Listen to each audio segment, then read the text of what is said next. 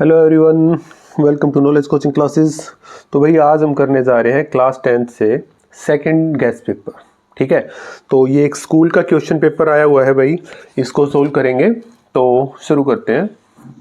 सबसे पहले है इफ़ 360 और 64 का HCF 8 है तो उसका LCM निकाल के दिखाना है। HCF of 360 and 64 is 8, their LCM।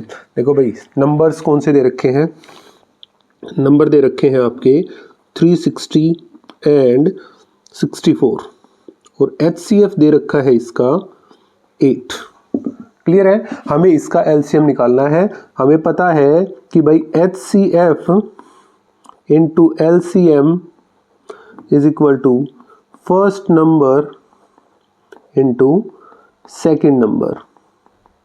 ठीक है, ये पता है हमें। तो अब यहाँ पे अप्लाई करवा लेते हैं। HCF है 8 इंटू LCM हमने निकालना है is equal to first number है 360 इंटू 64। ठीक है, ये 8 नीचे आ जाएगा आपका। तो LCM is equal to 360 into 64 by 8। 8 से 8 पे कट गया, दैट इज इक्वल टू 2880 आ गया भाई इसका। देखते हैं 2880 ऑप्शन डी। ठीक है, सेकंड सम, एक क्वाड्रेटिक इक्वेशन बनानी है जिसके रूट्स दे रखे हों 2 + √3 एंड 2 - √3। एक क्वाड्रेटिक इक्वेशन बनानी है भाई जिसके रूट्स दे रखे हों 2 + √3 एंड 2 - √3। करते हैं भाई इसको। रूट्स कौन से हैं भाई, तो हम कहेंगे x इज इक्वल टू 2 + √3 और x is equal to 2 - √3। Clear है। अब ये दे रखे हैं तो क्या करेंगे भाई, ये इस तरफ आ जाएगा x - 2 - √3 और दूसरी इक्वेशन बनेगी x - 2 + √3। क्लियर है। देखो भाई अगर हम इसको लिखें, सिर्फ इसको देखो, हम लिखें x - 2 ब्रैकेट में डाल दिया -√3 और ये ब्रैकेट, दूसरा x - 2 वापस ब्रैकेट में +√3। क्लियर है। अब यहाँ पे अगर इसको हम a मान लें, इसको b कहें तो a - b हो गया और ये हो गया a + b। ठीक है, तो आइडेंटिटी बन रही है ना, कौन सी, a² - b²। तो क्या हो जाएगा, ये हो गया x - 2 का होल स्क्वायर माइनस √3 का स्क्वायर। तो x - 2 का होल स्क्वायर क्या होता है, x² + 4 - 4x माइनस, इससे कैंसिल हो गया तो कितना बचा 3। तो कितना हो गया भाई, x² - 4x + 1। ये हमारी क्वाड्रेटिक इक्वेशन होगी भाई। क्लियर हो गया। ठीक है, देखते हैं इसका आंसर। तो x² - 4x + 1 ऑप्शन ए। ठीक है, नेक्स्ट सम, एक if the graph of px y = px दे रखा है तो number of zeros of px। भाई px हमें पता है ये x एक्सिस है, ये y एक्सिस है। हमने देखना है कि ये जो ग्राफ बना हुआ है ये x एक्सिस को कितनी बार काट रहा है। देखेंगे तो x एक्सिस को तो नहीं कट कर रहा, तो 0 आ जाएगा भाई इसका आंसर। क्लियर है, आगे बात समझ में। नेक्स्ट सम, यदि ये पॉजिटिव नंबर्स है, इनका रिलेशन बताना है कोई दो पॉजिटिव नंबर्स में। बेटा याद रखो कि LCM है ना बड़ा होता है HCF से। LCM HCF से बड़ा होता है हमेशा, सिर्फ एक टाइम पे नहीं, जब दोनों संख्या सेम हो। ठीक है, सेम नंबर होंगे ना, सेम होंगे, सेम नंबर, तो HCF is equal to LCM। But यहाँ पे इन्होंने कोई डिफाइन नहीं किया, तो हम क्या करेंगे कि HCF हमारा छोटा होगा LCM से, तो ऑप्शन सी आ जाएगा। Next sum, distance of the point -5 and 12 from origin. Origin से -5 और 12 की हमने डिस्टेंस बतानी है। तो कैसे करेंगे इस चीज को, तो सोल्व कर लेते हैं भाई इसको भी। देखो ओरिजिन पे है ना बेटा 0 0 कोऑर्डिनेट होते हैं। क्लियर है, तो एक लाइन हुई 0 0 ये है और दूसरा है -5 से 12। क्लियर है? तो हमें इसकी डिस्टेंस, भाई अगर मैं इसको a कहूँ, इसको b कहूँ, तो A B is equal to, हमें फार्मूले का पता है, x2 माइनस x1 का whole square plus y2 minus y1 का होल स्क्वायर। तो यहाँ पे ये हमारा x1 y1 और ये हो गया x2 और y2। तो अप्लाई करें, दैट मीन्स x2 बोले तो -5 माइनस 0 का होल स्क्वायर प्लस 12 माइनस 0 का whole square under the root. That means -5 का स्क्वायर प्लस 12 का स्क्वायर अंडर द रूट। -5 का 25, 12 का 144 under the root, that is equal to 169, और 169 का रूट कितना होता है 13। तो इनके बीच की डिस्टेंस कितनी आ गई है भाई? इनके बीच की डिस्टेंस होगी 13। तो देखते हैं, ऑप्शन ए हमारा करेक्ट हो गया। ठीक है, आगे देखो 10, 7, 4 में कौन सी टर्म है माइनस का 62? बोले तो n की वैल्यू हमें यहाँ से फाइंड आउट करके दिखानी है। तो AP क्या दे रखी है भाई? ये दे रखी है 10, 10, 7, 4 और ये -62। क्लियर? तो A की वैल्यू कितनी है यहाँ पे? A इज इक्वल टू आपका 10 है। ठीक है, D कितना है? D is equal to 7 minus 10, कितना आ गया? माइनस का 3। an की वैल्यू दे रखी है माइनस का 62, तो हमें क्या निकालना है? n फाइंड आउट करना है। an का फार्मूला हमें पता है, a plus n minus 1 into D. Minus का 62 इज इक्वल टू a की वैल्यू है 10 प्लस n माइनस 1 और d की वैल्यू है -3। ये इधर आके -62 minus 10 is equal to n minus 1 into -3। That means क्या आ गया? माइनस का 72 और ये नीचे डिवाइड में आ गया, -3 is equal to n minus, cut करेंगे 24 पे, तो n minus 1 is equal to 24। तो n इज इक्वल टू कितना आ गया भाई? ये उधर जाके प्लस हो गया 25। तो कौन सी टर्म होगी ये होगी भाई 25th टर्म इस AP की। तो देखते हैं, ऑप्शन बी 25th टर्म होगी भाई। क्लियर?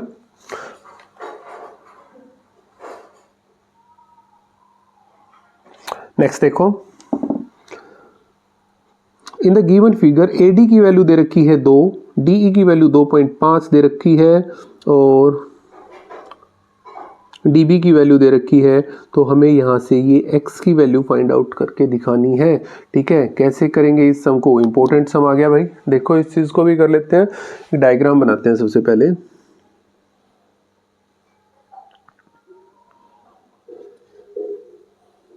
ठीक है, A, B, C और ये हो गया आपका D और E। ठीक है, ये 2 सेंटीमीटर है, ये 3 है, ये 2.5 है और ये है x, और x की वैल्यू हमें यहाँ से फाइंड आउट करके दिखानी है। गिवन क्या है? गिवन है कि DE is parallel to BC। अब भाई DE BC के पैरेलल दे रखा है। मेन बात ये है कि DE और BC के पैरेलल दे दिया है। हम क्या करते हैं, इन ट्राइंगल, क्या in triangle ABC and ADE, 2 triangle उठा लिए भाई, एक तो ये पूरा और एक ये वाला। तो यहाँ पे अगर आप ध्यान दोगे तो क्या आएगा भाई कि एंगल A है is equal to angle A। That means क्या है भाई? वो रीजन दोगे तो भाई कॉमन है, दोनों के पास ये वाला एंगल आ रहा है। क्लियर है? अब अगर मैं कहूँ कि ये एंगल और ये एंगल बराबर है, कि angle ABC is equal to angle ADE। काहे भाई? DE पैरेलल है BC, सो कोरस्पोंडिंग एंगल्स, तो कोरस्पोंडिंग एंगल इक्वल होते हैं भाई, तो ये एक दूसरे के इक्वल आ गए। ठीक है, तो by AA similarity criteria triangle A B C similar हो गया ट्राइंगल ए डी ई के। क्लियर होगी ये चीज। अब ये अगर सिमिलर है तो इनकी साइड्स का रेशियो भी तो सिमिलर होना चाहिए भाई। तो हम कहेंगे कि A B by A D is equal to, जो रहेगी वो करो भाई, बी सी बाय में डी ई। ए बी कितना है, दैट मीन्स ए बी की वैल्यू है, देखो 2 और 3a कितनी होगी भाई 5, बाय में ए डी की वैल्यू कितनी है 2 is equal to B C की वैल्यू कितनी है भाई, निकालनी है x जो कि, और ये है 2.5, क्या आ जाएगा x is equal to 5 into 2.5 by में 2 से कट गया 2.5 पे कितना आ गया भाई ये 6.25 सेंटीमीटर। तो x की वैल्यू कितनी है भाई यहाँ से 6.25 सेंटीमीटर। क्लियर है। तो इसको हम एंगल सिमिलरिटी क्राइटेरिया से सोल्व करेंगे भाई। पहले देखते हैं ऑप्शन सी,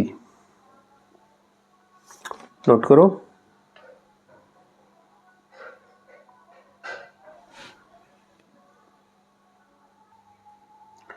सम नंबर 8 देखो भाई, कोस ए की वैल्यू है 7/25, तो tan ए की वैल्यू हमें फाइंड आउट करके दिखानी है। If cos A is equal to 7/25, cos A is equal to 7/25, तो tan ए की वैल्यू हमें फाइंड आउट करनी है। अब कोस ए है, एंगल ए हमारा सामने की ओर हो गया, यहाँ पे बी ले लेते हैं, ये हो गया सी। ठीक है। अब we know that cos A is equal to B by H, base by hypotenuse. तो ये बेस है, मतलब AC बाय में AB, that is equal to 7/25। तो लेट हो गया AC is equal to 7K और AB is equal to 25K। तो अब यहां से निकाल लेते हैं ना भाई बाय पाइथागोरस। ये आपका 7K हो गया और ये हो गया 25K, तो ये फाइंड आउट कर लेंगे। तो बाय पाइथागोरस थ्योरम क्या कहती है भाई कि AB का square is equal to BC का स्क्वायर प्लस AC का स्क्वायर। तो कितना आ गया, AB बोले तो 25, इसका square is equal to BC बोले तो हमें निकालना है, प्लस AC बोले तो 7K का whole square. That means 625K square minus 49K square is equal to BC square. क्या किया, ये उधर जाके माइनस कर दिया भाई हमने। ठीक है। तो ये रह गया 576K square is equal to BC square. Square root करेंगे तो BC इज इक्वल टू कितना आ गया 24K। ठीक है। तो अब हमें निकालनी है tan A की वैल्यू। tan A की वैल्यू हमें यहाँ से फाइंड आउट करके दिखानी है। तो tan क्या होता है P/B, बोले तो BC बाय AC, और BC की वैल्यू है 24K, बाय में AB की वैल्यू कितनी है, AC की वैल्यू है 7K। कट करोगे 24/7, ये आपका आंसर हो गया भाई यहां से।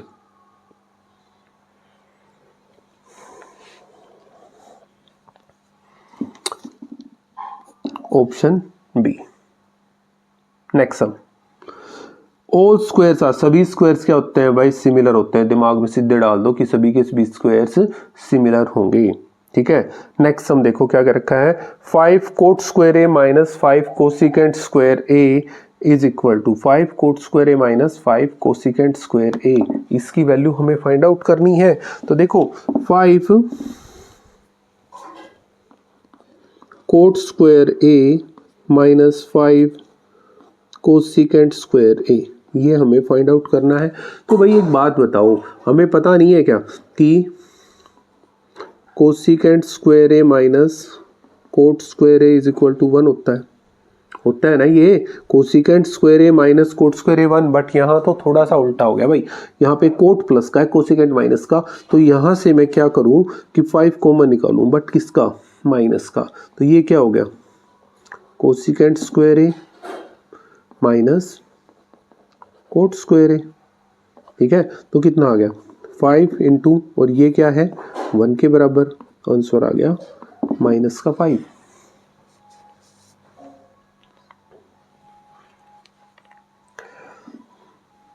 ऑप्शन सी हो गया भाई इसका करेक्ट, ठीक है। नेक्स्ट देखो, in the given figure the value of x, x की वैल्यू हमें यहां से फाइंड आउट करके दिखानी है, तो कैसे करेंगे इस चीज को सोल्व, देखते हैं भाई। सबसे पहले डायग्राम बना लेते हैं,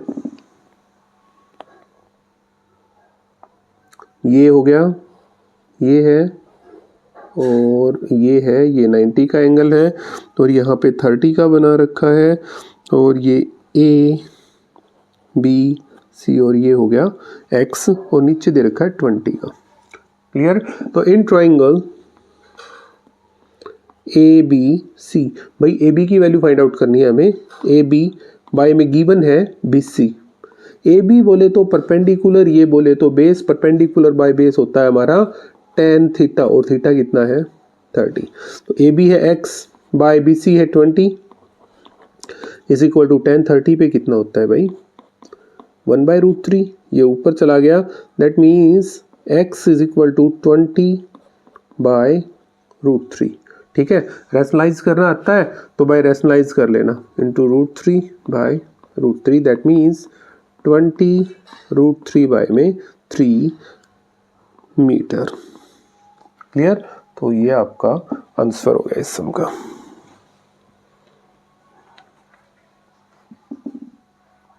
ऑप्शन ए करेक्ट है, ठीक है भाई।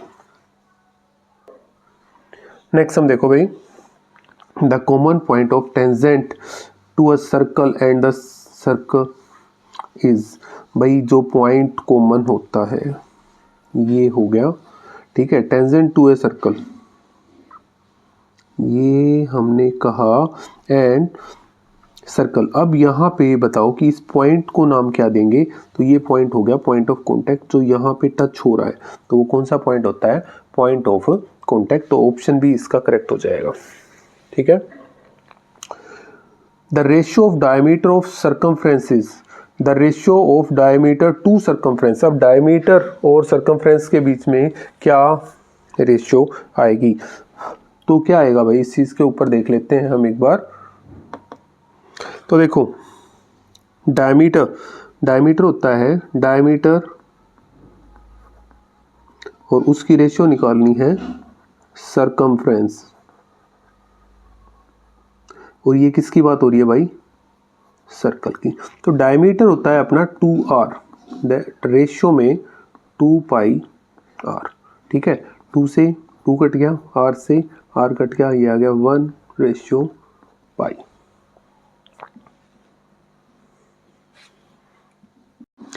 तो इसका आ जाएगा 1/π, क्लियर है। नेक्स्ट देखो, वॉल्यूम निकाल के दिखाना है, और क्यूबॉइड का जिसकी लेंथ ब्रेथ और हाइट दे रखी है, भाई क्यूबॉइड का वॉल्यूम जिसकी लेंथ ब्रेथ और हाइट दे रखी है वो निकाल के दिखाना है। एल दे रखा है आपका 10 मीटर, ब्रेथ दे रखी है 8 मीटर, और हाइट दे रखी है 5 मीटर। तो वॉल्यूम ऑफ क्यूबॉइड क्या होता है भाई, volume of cuboid L into B into H, बोले तो 10 इंटू 8 इंटू 5, 400 मीटर क्यूब, ठीक है। तो इसका हो जाएगा ऑप्शन ए, करेक्ट है भाई, ऑप्शन ए करेक्ट हो गया। नेक्स्ट देखो, ये दे रखा है एरिया ऑफ सेक्टर जिसमें एंगल दे रखा है अल्फा और रेडियस ऑफ सर्कल आर दे रखी है, तो एरिया ऑफ सेक्टर होता है pi R square theta by 360, और आर की जगह पे तो बड़ा आर मतलब सेम ही है, और थीटा की जगह पे अल्फा, मतलब ऑप्शन डी इसका करेक्ट हो जाएगा भाई। ओके है, ठीक है, आगे बढ़ते हैं भाई। Next sum, BC and BD are the tangent of the circle of center O and radius is 9 cm. OB की वैल्यू दे रखी है 15, then the length BC plus BD is, BC plus BD की लेंथ में find out करके दिखानी है। तो करते हैं इसको। तो भाई ये डायग्राम बना दिया है इसका। तो एक सर्कल है जिसकी रेडियस 9 है और B से CD और BC दो टेंजेंट खींची गई है, और हमें BC प्लस CD निकाल के दिखाना है। क्या करना है, BC प्लस BD, सॉरी ये निकालना है। तो हमारे पास ये वैल्यू देखो, पहली बात तो हमें पता है कि टेंजेंट क्या होती है, टेंजेंट परपेंडिकुलर होती है भाई रेडियस की। तो क्या यहाँ पे हमारा राइट एंगल ट्राइंगल नहीं बन गया? तो इन राइट एंगल ट्राइंगल कौन सा, BOD, ठीक है, बाय पाइथागोरस थ्योरम। क्या होती है पाइथागोरस थ्योरम भाई? ये हो जाएगा आपका OB का square is equal to BC का स्क्वायर प्लस OC का स्क्वायर। तो बोले तो OB की वैल्यू तो आपकी गिवन है, कितनी है भाई? ये है 15, 15 का स्क्वायर बराबर BC की वैल्यू हमें निकालनी है प्लस 9 इसका स्क्वायर। 15 का स्क्वायर भाई 225 is equal to BC square plus 81, ये इधर आके माइनस का हो जाएगा भाई। तो BC square is equal to 225 minus 81, कितना आ गया इसका? 144। तो BC कितना आ गया भाई? यहाँ से अगर सोल्व करोगे BC इज इक्वल टू आ गया 12। क्लियर है? अब एक और चीज अगर मैं लिखूं कि BC is equal to BD, तो रीजन भी दे सकते हो ना, टेंजेंट फ्रॉम एक्सटर्नल पॉइंट, ठीक है, एक बाहरी बिंदु से वृत्त पर खींची गई स्पर्श रेखाओं की लंबाई हमेशा बराबर होती है। So BC plus BD is equal to 12 plus 12, 24 centimetre, ठीक है। तो BC प्लस BD कितना आ गया? 24 सेंटीमीटर आ गया भाई।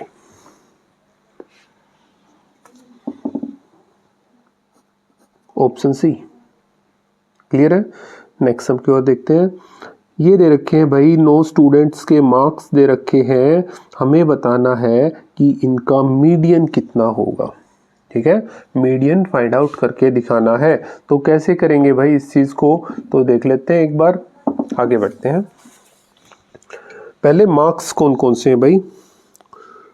21, 24, 27, 30, 32, 34, 35, 38 और 48 ये दे रखे हैं। अब ये देखो, ये असेंडिंग ऑर्डर में है, नहीं होते तो हमें करने पड़ते, बट फिलहाल के लिए इन्होंने असेंडिंग ऑर्डर में दे रखा है। तो गिनते हैं भाई, 1 2 3 4 5 6 7 8 9, n इज इक्वल टू 9, जो कि क्या है, which is odd.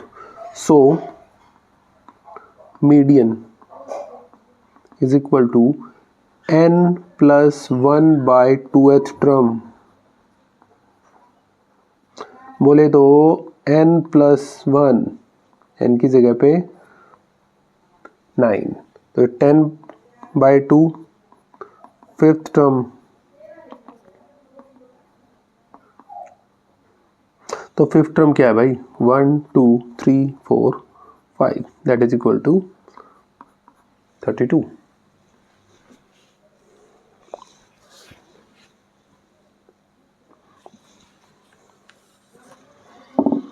Option A.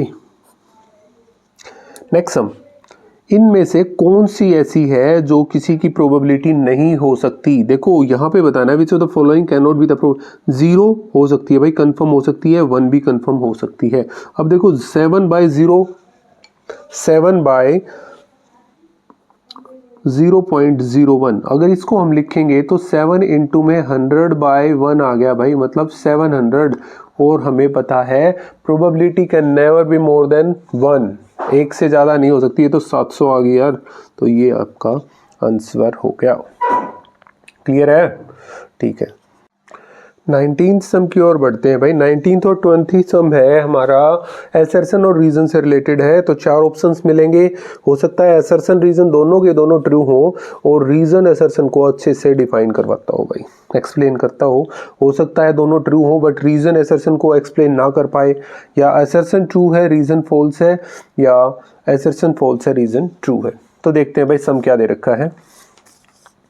देखो, if the points this and this lie on the centre with circle, जिसका सेंटर दे रखा है और हमें बताना है x की वैल्यू 2 है, क्या ये ट्रू है या नहीं है। देखो भाई, एक सर्कल बनाया, ये एक सर्कल हो गया, ये सेंटर O हो गया, ठीक है।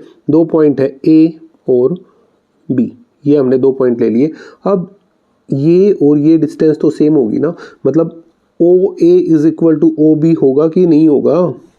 क्लियर है? अब इनका ये है कि ये पॉइंट आपका यहाँ पे भी हो सकता है, ये इधर भी हो सकता है, ये यहाँ पे भी हो सकता है, कहीं भी हो सकता है, बट सेंटर से तो इक्वी डिस्टेंट होंगे क्योंकि ये भी रेडियस होगी, ये भी रेडियस, इधर भी, कहीं पे भी लेके चलो आप, रेडियस ही रहेगी। तो ए की वैल्यू दे रखी है आपकी 4, 3, बी है x और 5 और ओ दे रखा है वो है आपका 2, 3। तो कौन सा लगा? By distance formula.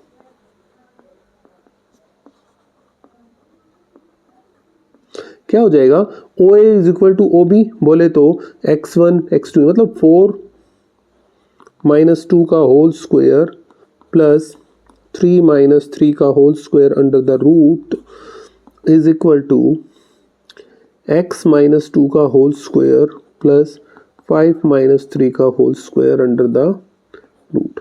अब भाई दोनों तरफ स्क्वायर करोगे तो ये खत्म हो जाएगा, ये रह गया 2 का square plus 0 is equal to x square plus 4 - 4x plus 2 का स्क्वायर आ गया 4। रूट से रूट खत्म हो गया, ठीक है। ये हो गया 4 is equal to x square plus 4 - 4x plus 4, ये उधर जाके माइनस हो गया, x square minus 4x plus 4 plus 4 minus 4 is equal to 0। ये हो गया x square minus 4x plus 4। इसको सोल्व करोगे तो कितना आ जाएगा? x - 2 और x - 2 is equal to 0 means x is equal to कितना आ गया भाई आपके पास? 2 आ गया। मतलब ये चीज़ तो हमारी ट्रू होगी भाई, ये हमारी बिल्कुल ओके है कि ये वाला बिल्कुल ओके हो गया भाई, ये हमारा ट्रू है। अब आगे देखते हैं, centre of circle is the mid point of each code of the circle. भाई क्या हर एक कोड का?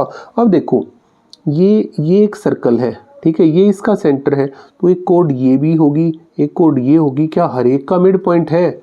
नहीं हो सकता भाई। तो ये चीज़ हमारी क्या होगी? ये हमारी फॉल्स होगी भाई, ठीक है। तो अपना एसर्शन ट्रू है, रीजन फॉल्स है। तो assertion is true, reason is false, तो ऑप्शन सी इसका करेक्ट हो जाएगा, ऑप्शन सी। ओके, नेक्स्ट सम।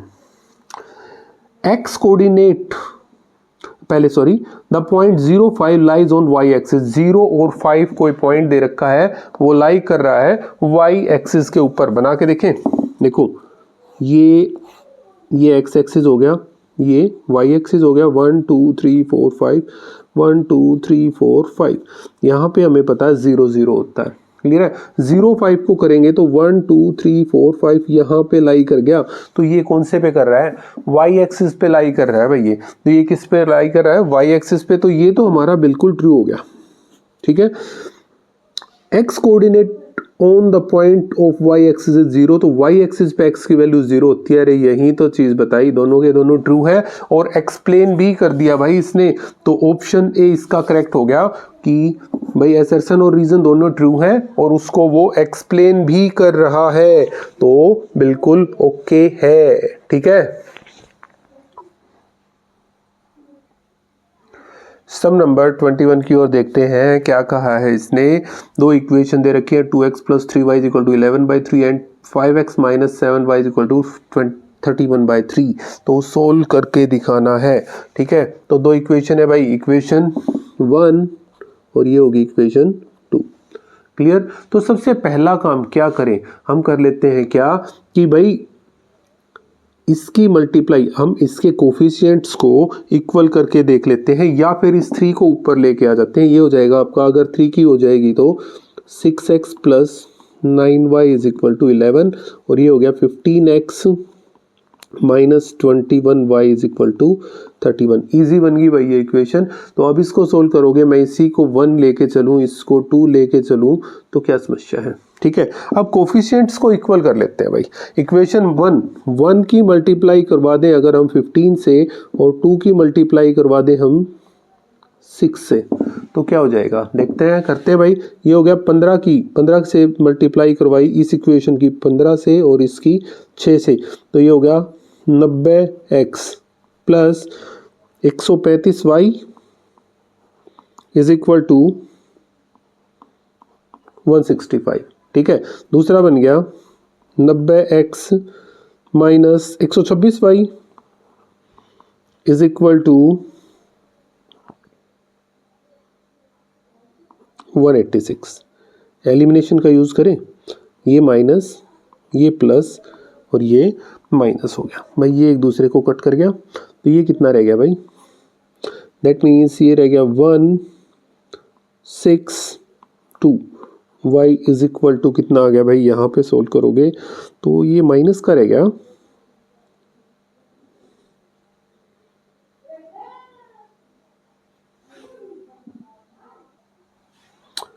21। ठीक है, तो y = आ गया -21/261। तो सोल्व कर सकते हो, 3 से कट गया 7 पे, और ये कट गया आपका, तो y = 7/87, और वो भी माइनस का। तो क्यों ना y की वैल्यू पुट करवा दें इक्वेशन 1 में, put value of y in equation 1। ठीक है, put value of y in 1। पहली इक्वेशन के अंदर अगर हम y की वैल्यू पुट करवाएं, मतलब 6x + 9 × -7/87 = 11। ठीक है, तो ये कितना हो गया भाई, 6x - 63/87 = 11। इतना आ गया। देखो मल्टीप्लाई करवाना है, निशान का भी ध्यान रखोगे। ठीक है, तो ये उस तरफ जाके क्या हो जाएगा, प्लस का हो गया भाई। 6x = 11 + 63/87 1, तो 6x = 87 इसका आ गया यहाँ पे, तो 87 7 9 5 + 63, इसका जोड़ करेंगे तो 1020/87 आ गया। तो कट कर सकते हो भाई इस चीज़ को, कर लेना, ये 6 नीचे आ जाएगा। x = 1020/87 × 6, 6 से कट गया,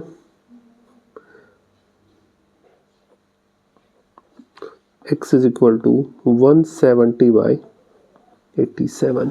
x की वैल्यू, y की वैल्यू हमारे पास दोनों आ चुकी हैं, यही हमने निकालना था। नोट करो इसको।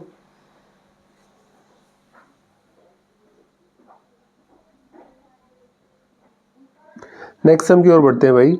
Find the roots of quadratic equation by factorisation method, √2x² + 7x + 5√2। इसका हमने फैक्टर निकाल के दिखाने हैं भाई। ठीक है, तो करते हैं इसको। देखो इसकी और इसकी मल्टीप्लाई कराओ, तो मल्टीप्लाई कराने पे आया भाई 10, और ऐड करने पे आएगा अपना जो x का कोफिशिएंट है 7। तो ऐसी संख्या है जिनकी मल्टीप्लाई करने पे 10 आए तो 1 और 10 होता है, या 2 और 5। इन दोनों को ऐड करेंगे तो हमारा कितना आ जाएगा, 7 आ रहा है। तो यही ले लेते हैं, √2x² plus 5x plus 2x plus 5√2 is equal to 0। यहाँ से और यहाँ से कॉमन निकालेंगे, यहाँ से x आ गया भाई, x कॉमन आ गया तो ये रह गया आपका √2x प्लस 5 प्लस यहाँ से क्या कॉमन आ गया, यहाँ से अगर इसको √2 इंटू √2 लिखेंगे तो क्या आ जाएगा भाई, कॉमन निकालना है तो क्या हो जाएगा √2, ये हो गया √2x plus 5 is equal to 0। ठीक है, तो ये कितना बन गया, दोनों के पास √2x प्लस 5 है, कॉमन आ गया, और ये रह गया x plus √2 is equal to 0। √2x plus 5 is equal to 0 और x plus √2 is equal to 0। तो ये हो गया भाई √2x इज इक्वल टू -5, तो x is equal to -5 by √2 और x इज इक्वल टू ये उधर जाके माइनस। तो ये दो आपकी वैल्यूज आ गई x की, माइनस का √2 और -5 बाई √2।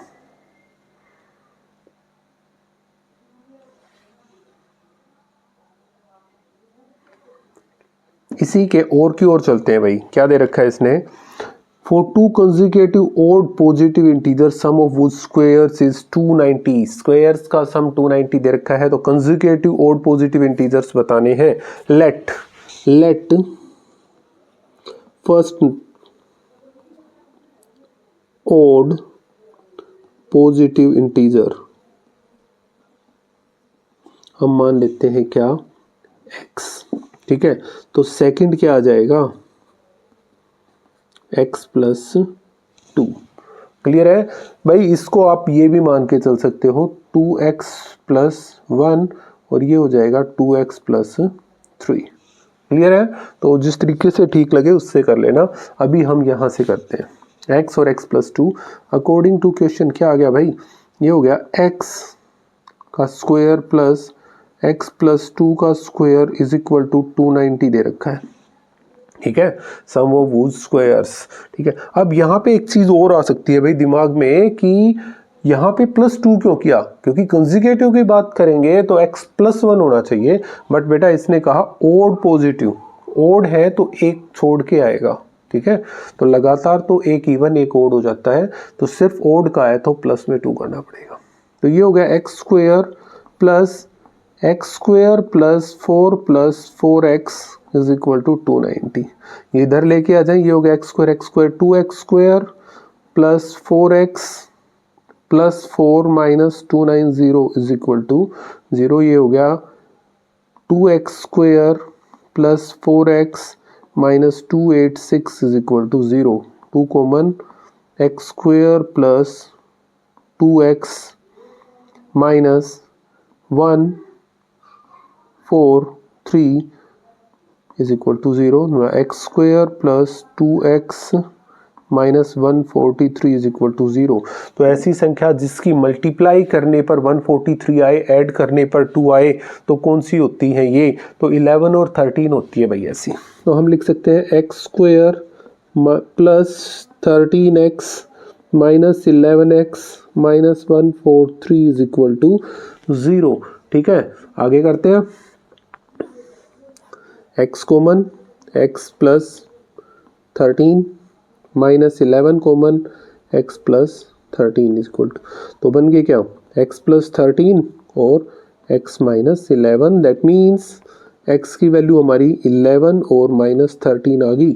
ये हम लेंगे नहीं, बिकॉज क्या कहा है उन्होंने, और पॉजिटिव इंटीजर्स कहे हैं भाई, पॉजिटिव, बट ये तो हमारा नेगेटिव हो गया। सो फर्स्ट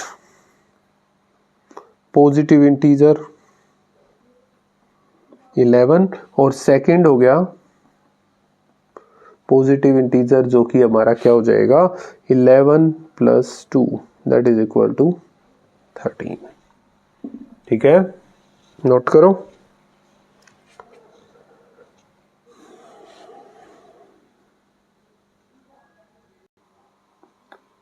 सम नंबर 23 देखो भाई, prove that if a line divides any two sides of a triangle in same ratio then the line is parallel to third side। कि एक लाइन अगर दो साइड्स को सेम रेशियो में डिवाइड करवाती है तो वो तीसरी साइड के पैरेलल होगी।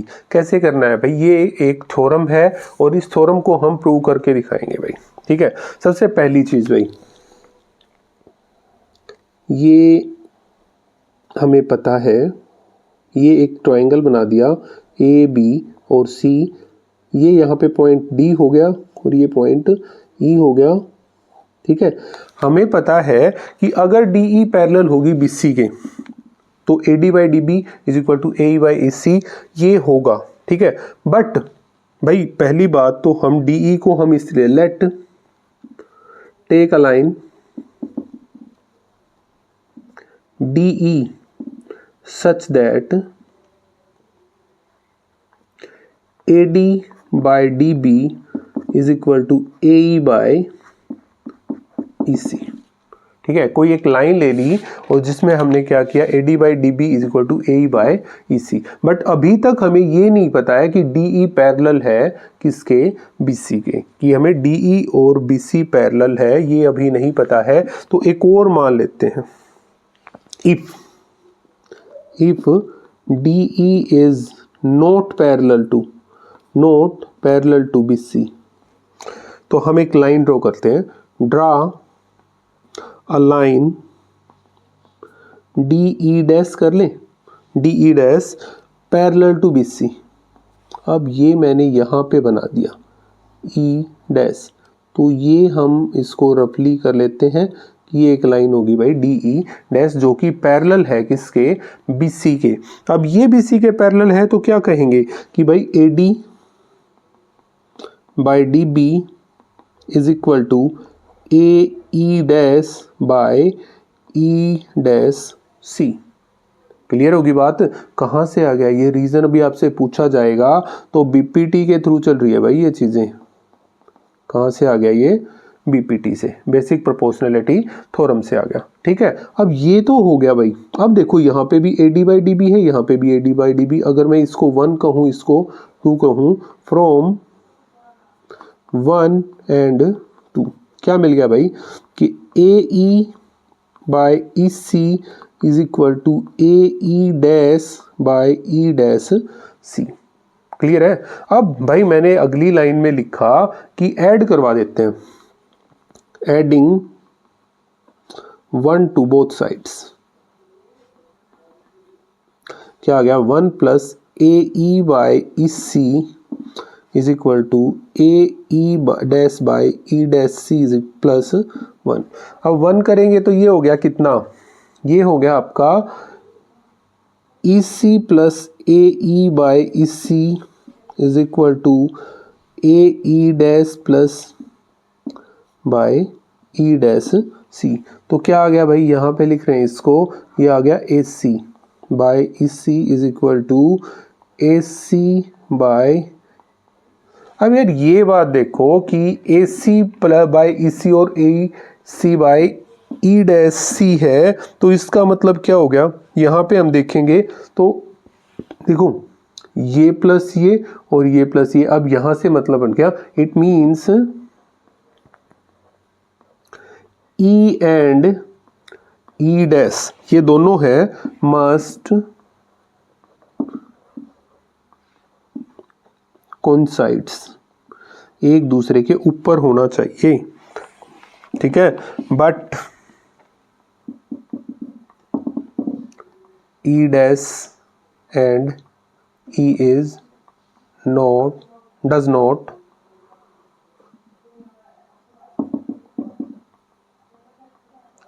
so we can say that क्या, जो चीज इन्होंने कही थी कि if a line divide क्या any two sides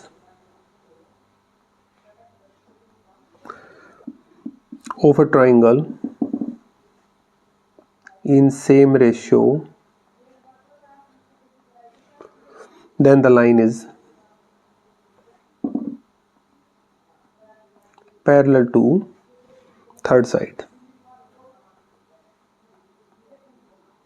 देखो यहाँ पे भी इक्वल रेशियो में डिवाइड करवाया था, यहाँ पे भी, बट ये हमने माना था, बट ये पैरेलल नहीं हो सकती भाई, ठीक है। तो जो सेम रेशियो में डिवाइड करवाएगी वही क्या करेगी, पैरेलल होगी थर्ड साइड के। ओके है, तो ये सब यहाँ पे कंप्लीट हो गया भाई, नोट करो इसको। थ्योरम 6.2 है भाई, ये याद रखना इसको।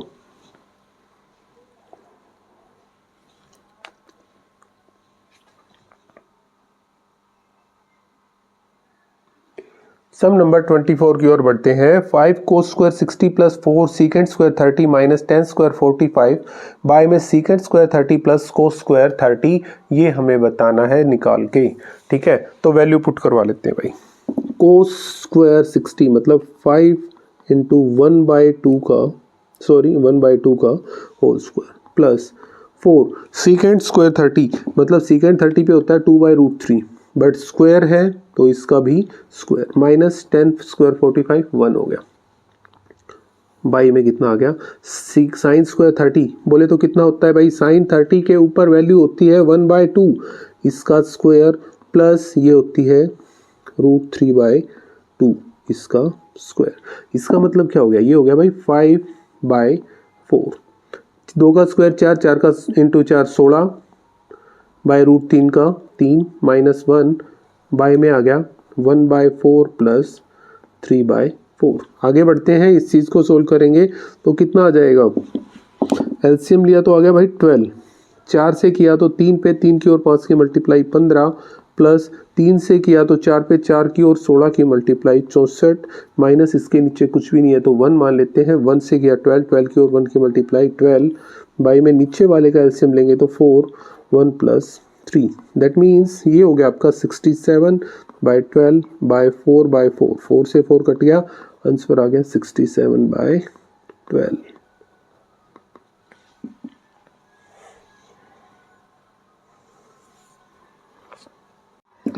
नेक्स्ट सम की ओर बढ़ते हैं भाई।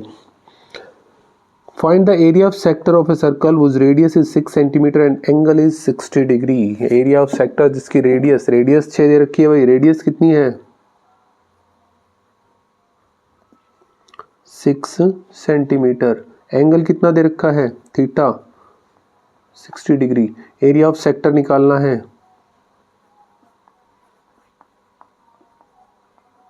क्या होता है भाई, पाई आर स्क्वायर थीटा बाय 360 मतलब 22/7 इंटू 6 इंटू 6 इंटू 60/360, कट करोगे तो 6 पे 6 से 6 कट गया, 132/7 सेंटीमीटर स्क्वायर। तो एरिया ऑफ सेक्टर कितना आ गया 132/7 centimetre square. Next sum, the length of minute hand of a clock is 14 centimeter, area swept by minute hand in 5 minute, 5 minute में। देखो भाई लेंथ ऑफ मिनट हैंड, ये जो कि आर लेंगे हम 14 सेंटीमीटर, एंगल मेड इन कितना 5 minute. देखो भाई 60 मिनट में 360 का बना रही है, मतलब 360 का एंगल बना रही है 60 में, तो 5 मिनट में कितने का आ गया 30 डिग्री का। तो एरिया स्वेप्ट इन 5 मिनट वही पाई आर स्क्वायर थीटा बाय 360, ठीक है।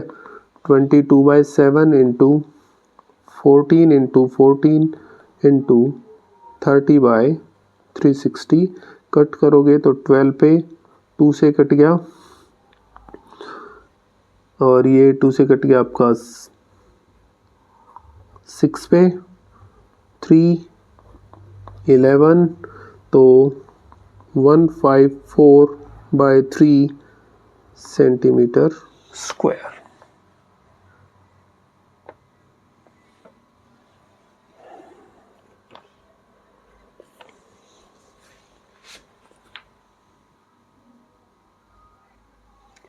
नेक्स्ट हम देखो, prove that 3 plus 2√5 is an irrational number, ठीक है। गिवन है कि √5 इज एन इरेशनल नंबर, ये गिवन है, तो करते हैं भाई इस चीज़ को तो सबसे पहली चीज़ क्या, लेट कर लेते हैं, let 3 + 2√5 is a rational number. ठीक है, तो हम यहाँ पे क्या कर सकते हैं, we can find, so we can find some integers a and b, ठीक है, सच दैट, किस तरीके से, अब रैशनल है तो 3 + 2√5 इज इक्वल टू a/b हो गया। अब ये उधर लेके चले जाएं, 2√5 इज इक्वल टू a/b - 3, 2 भी नीचे आ जाएगा, √5 इज इक्वल टू a/b - 3 और बाहर आ गया 1/2। क्लियर है, यहां से एक चीज का आपको पता चलेगा कि भाई √2 is equal to a - 3b हो गया भाई, यहाँ पे बाय में 2 बाहर रह गया, अभी मैंने 2 का यूज नहीं किया है, b और 2 है इसका, 1/2 बाहर हो गया। ठीक है, अब यहाँ क्या लग रहा है भाई, देखो इस चीज को अगर मैं सोल्व करूं कि a और b यहाँ पे क्या है, ये कुछ भी नहीं है, सिंस a and b are integers, so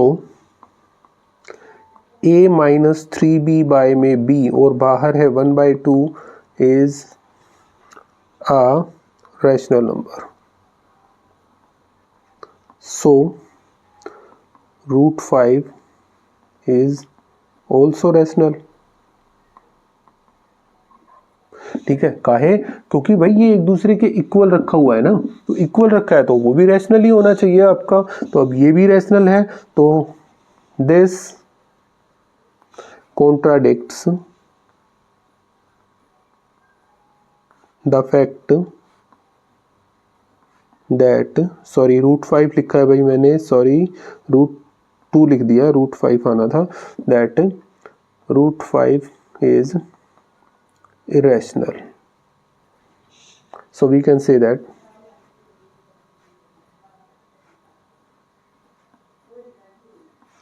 (3 + 2√5) is irrational।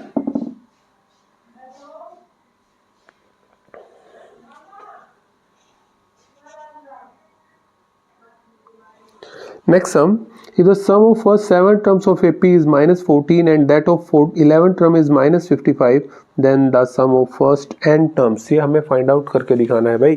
तो sum of first 7 terms मतलब S7 is equal to minus का 14 है भाई, ठीक है, S7 - 14 है, तो इसका कहने का मतलब क्या हो जाएगा भाई यहाँ पे कि 7/2 into 2a plus 7 - 1 into d is equal to -14 हो गया भाई। ठीक है, 2 यहाँ पे मल्टीप्लाई में, ये डिवाइड में, तो दूसरी तरफ ये हो गया 2a plus 6d is equal to -14 into 2/7, cut करके 2a plus 6d is equal to -4 आ गया भाई, इक्वेशन 1। ठीक है, दूसरा इन्होंने गिवन कर रखा है कि S11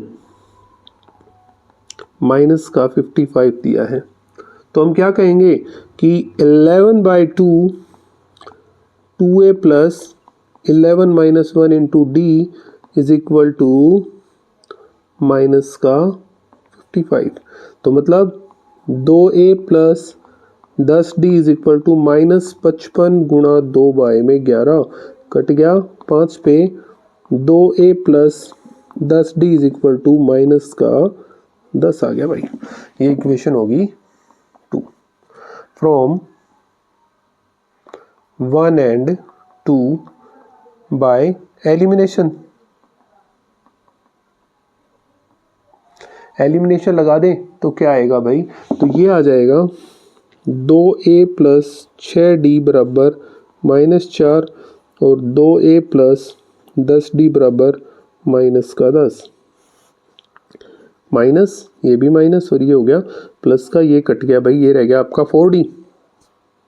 ठीक है, कितना रह गया 4D, किस चीज़ का, माइनस का, इज इक्वल टू कितना रह गया भाई 6। तो D इज इक्वल टू कितना आ गया 6/4, किसका, माइनस का, -3/2।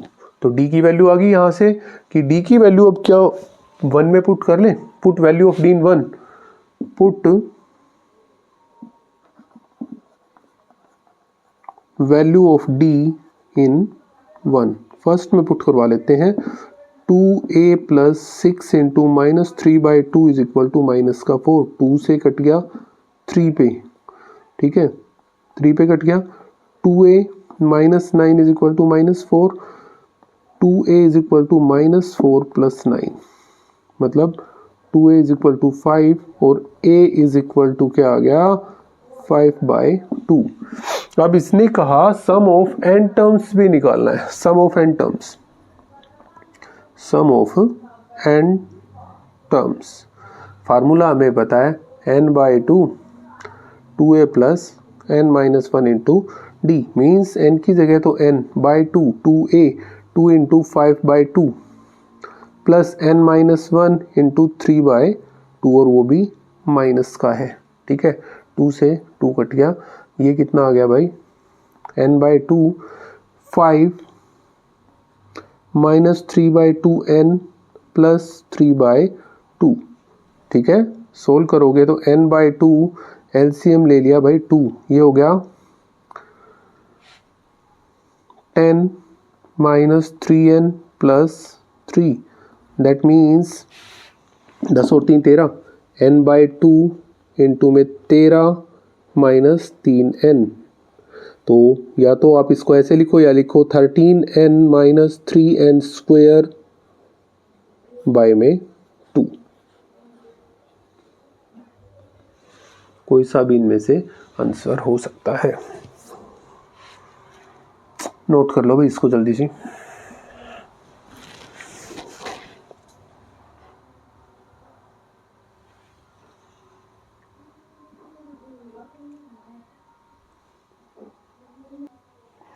नेक्स्ट सम देखो भाई 28 number sum, 5 years ago Amit was thrice as old as Baljeet. भाई यहीं से देखते हैं सबसे पहला काम, लेट किया, let present age of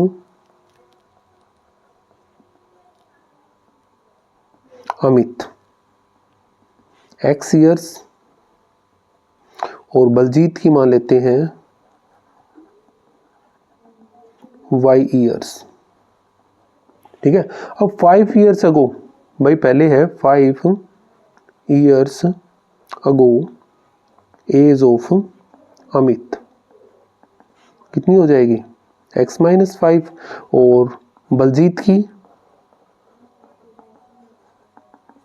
y - 5। According to question उसने कहा कि 3 टाइम्स थी भाई, ठीक है कितनी थी 3 टाइम्स दे रखी थी, तो अब इसी चीज को करेंगे x - 5 is equal to 3 × y - 5, तो ये हो गया x - 5 is equal to 3y - 15, उधर ये उधर x - 3y is equal to minus का 10, इक्वेशन 1। आगे उसने कुछ और भी कहा है भाई, उसको और देख लेते हैं। 10 years hence Amit shall be twice as old as. अब 10 years hence के ऊपर चलते हैं। 10 years hence age of Amit कितने साल का हो जाएगा, 10 साल बाद की बात कर रहे हैं, तो वो कितने का हो जाएगा भाई x + 10, और बलजीत कितने का हो जाएगा y + 10। अकॉर्डिंग टू क्वेश्चन क्या x + 10 और इज इक्वल टू, अगर मेरे को y + 10 करना है तो ये 2 टाइम्स हो रहा है भाई, तो इसी का तो काम करना है मेन, तो x + 10 is equal to 2y + 20, तो x - 2y is equal to, ये उधर जाके माइनस का हो गया 20 - 10 कितना रह गया 10, इक्वेशन 2 आ गया भाई। क्लियर हो गया यहाँ तक का। अभी आगे बढ़ते हैं भाई, इक्वेशन 1 और 2 का सॉल्यूशन करते हैं बाय एलिमिनेशन फ्रॉम 1 एंड 2, पहली और दूसरी का यूज़ करते हैं भाई, ठीक है। क्या x minus 3y is equal to minus 10 और x minus 2y is equal to plus का 10, ये माइनस ये प्लस ये माइनस कट गया, minus y is equal to minus 20, तो y इज इक्वल टू कितना आ गया 20। एक की तो एज आ गई भाई, आगे और निकाल लेते हैं अभी। Put value of y in 1, पहली में कर लेते हैं। x माइनस 3 गुणा 20 is equal to minus 10, x is equal to minus 10 और ये उधर जाके प्लस का 60, x की वैल्यू कितनी आ गई भाई 50। तो प्रेजेंट एज ऑफ अमित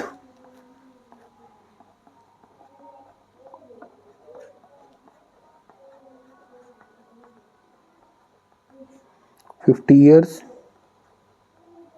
और बलजीत की 20 ईयर्स, ठीक है। तो ये सब हमारा यहाँ पे कंप्लीट हो गया भाई।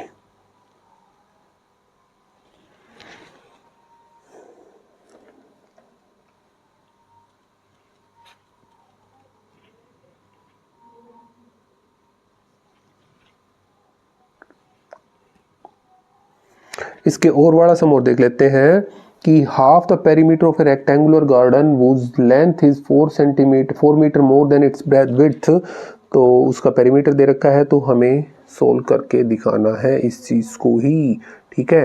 तो कर लेते हैं भाई। लेट लेंथ किया, लेट लेंथ x मान लेते हैं x metre, width y metre मान लेते हैं, ठीक है। अब आगे इसने क्या कहा उस चीज़ के ऊपर ध्यान देते हैं। इसने कहा है half length is 4 metre more than its width, तो अकॉर्डिंग टू क्वेश्चन लेंथ है ना, लेंथ ज़्यादा है 4 इससे, तो y प्लस 4 इसको 1 कर लेते हैं, ठीक है। दूसरा का हाफ द पेरीमीटर, मतलब हाफ पेरीमीटर क्या होता है x प्लस वाई, बाई 2 से मल्टीप्लाई फिर डिवाइड करवाना पड़ेगा, तो क्यों करना है, is equal to 36 from 1 put value of x in 2, तो ये हो गया y plus 4 sorry plus y is equal to 36, 2y is equal to ये उधर जाके माइनस का हो गया 32, कट के कितना आ गया भाई y is equal to 16। Put value of y in 1 में ही कर ले, तो x is equal to 16 plus 4 20 metre, तो लेंथ कितनी आ गई भाई, लेंथ 20 मीटर और विड्थ 16 मीटर।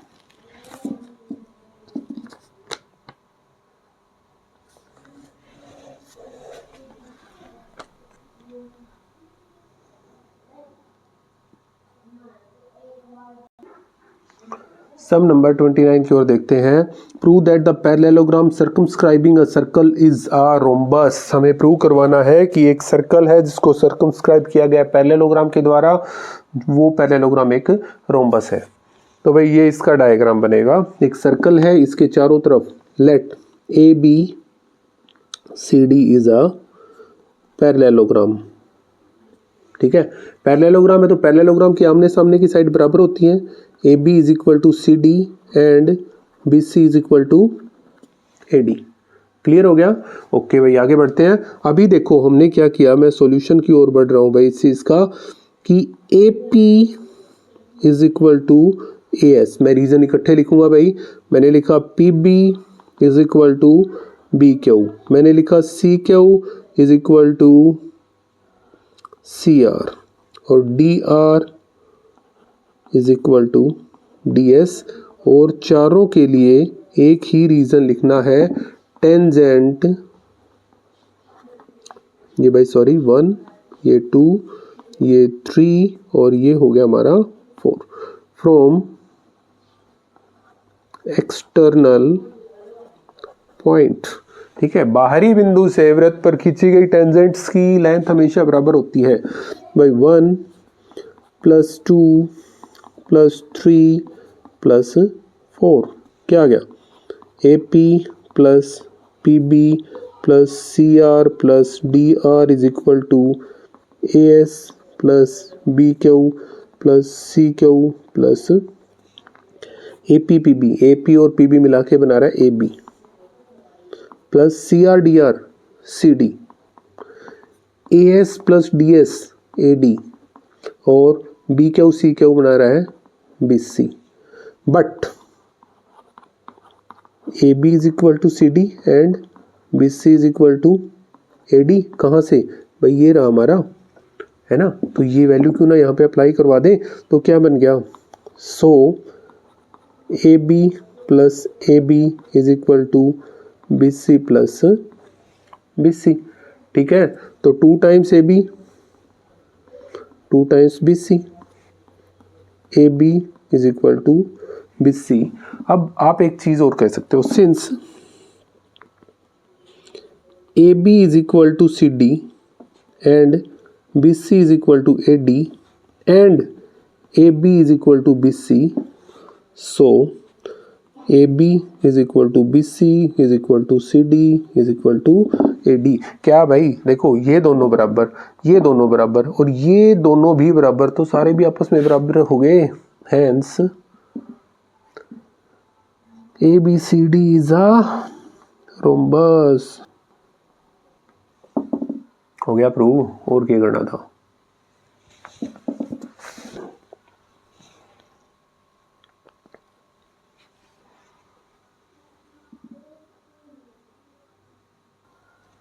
तीसरे सम की ओर चलते हैं भाई। प्रूव करवाना है cos 1/1 plus sine A plus sine 1 plus sine A by cos A is equal to secant A. आसान सा सवाल है, देखो cos A by 1 plus sine A plus 1 plus sine A by cos A, हमने LHS उठा लिया भाई, LCM लिया, that is equal to 2 secant A. ठीक है, तो ये हो गया 1 प्लस साइन ए और इनटू में रह गया आपका कोस ए। ठीक है, 1 प्लस साइन से ए कट गया, बच गया कोस ए, कोस ए और कोस ए की कोस ए से गुणा कोस स्क्वायर, प्लस कोस से कोस कट गया, बच गया 1 प्लस साइन ए, तो इसका हो जाएगा होल स्क्वायर। दैट मीन्स ये हो गया कोस square A plus 1 plus sine square A plus 2 sign ए। ठीक है, 2 साइन ए कहाँ से आ गया भाई, a प्लस बी का होल स्क्वायर का फार्मूला लगा दिया हमने, a square plus B square plus 2ab, मतलब कहाँ पे लगाया, यहाँ पे लगा दिया। ठीक है, a square plus B square plus 2ab। अब देखो cos square A plus sine square A क्या होता है 1, प्लस ये 1 दे ही रखा है इसने, प्लस 2 साइन ए बाय में 1 प्लस साइन ए इंटू में कोस ए। हर रीज़न लिख के दे रहा हूँ भाई मैं कि 1 cos square A plus sine square A is equal to 1। अब ये क्या हो गया, 1 और 1 2 कॉमन निकाल दिया मैंने, 1 प्लस साइन ए बाय में 1 plus sine A into 1 plus sine से 1 प्लस साइन कट गया, बच गया 2 by cos A, that is equal to 2 secant A. वहीं RHS है, हेंस प्रूफ।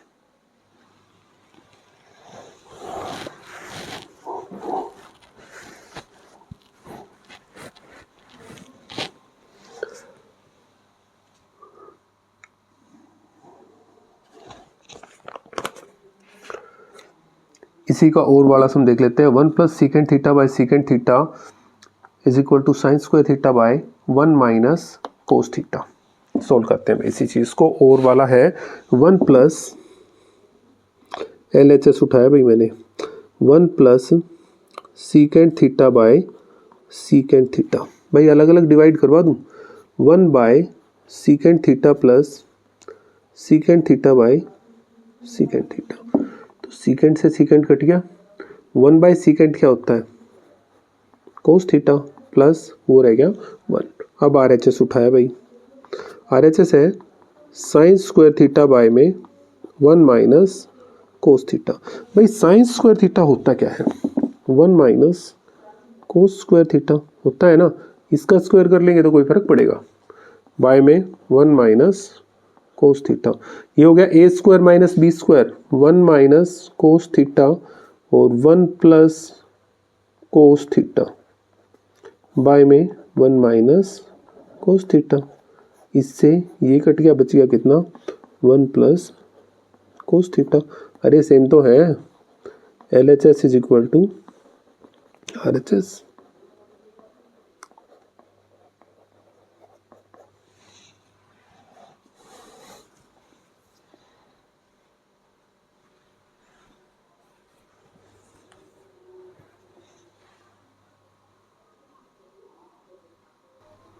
सम नंबर 31 देखो, 12 defective pens are accidentally mixed with 132 good ones. If it is not possible to just to look at a pen and tell whether it, ये ठीक है या गलत है, इस चीज़ के बारे में हम नहीं बता सकते।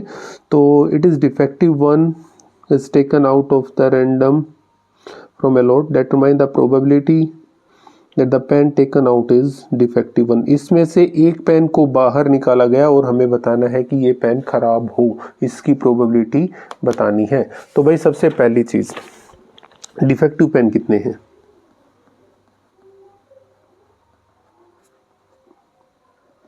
12। गुड पेन है अपने 132, तो टोटल पेन कितने हो गए? 144। अब प्रोबेबिलिटी के गेटिंग अ गुड पेन, क्या करेंगे इसको? फेवरेबल आउटकम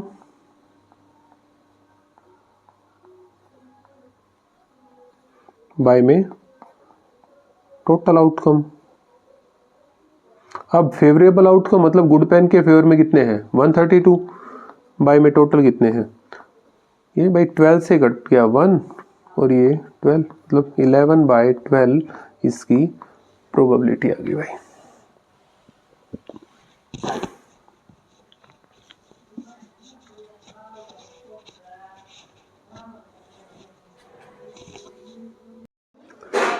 आगे बढ़ते हैं भाई सम नंबर 32 की ओर। A tree breaks due to storm and broken part bends so that the top of tree touches the ground making an angle of 30 degree with it. The distance between the foot of the tree and the point where the top touches the ground is 8 meter. Find the height of tree। तो height of tree निकालनी है भाई। देखो कैसे होगा भाई। सबसे पहले मान लेते हैं कि ये एक ट्री है, ठीक है, और ये टूट गया यहाँ से और टूट के ये इधर गिरा और ये 8 मीटर की डिस्टेंस के ऊपर है, A, B, C और D। तो मतलब AB जो है ना, AB is equal to BD होगा। क्लियर है? क्योंकि यही हिस्सा टूट के नीचे की ओर आया। यहाँ पे एंगल दे रखा है 30 डिग्री का। क्लियर है? तो हमें हाइट ऑफ ट्री निकालनी है। तो इन ट्राइंगल BCD, पहले BC की वैल्यू निकाल लेते हैं भाई, इसका नहीं पता। तो BC बाय में जो गिवन है CD, BC है परपेंडिकुलर, परपेंडिकुलर बाय बेस क्या होता है भाई? tan थीटा, तो tan 30। अब देखो BC की वैल्यू तो हमें फाइंड आउट करनी है, CD की वैल्यू 8, tan 30 पे होता है 1/√3, ये ऊपर multiply BC is equal to 8/√3। Clear हो गया भाई? BC की वैल्यू हमारे पास आ गई। अब BC की वैल्यू आ गई है तो दूसरी चीज और निकाल लेते हैं। इन ट्राइंगल BCD, दोबारा से BCD। अब इसमें क्या, ये वैल्यू और निकाल लेते हैं, ये क्योंकि ये और ये बराबर है। हाइट ऑफ ट्री क्या है भाई? AC है आपके पास। तो क्या करेंगे आगे? देखो कि BD बाय में गिवन क्या है? CD is equal to H/B क्या होता है? सीकेंट 30। तो BD बाय CD की value 8 is equal to secant 30 पे होता है 2/√3।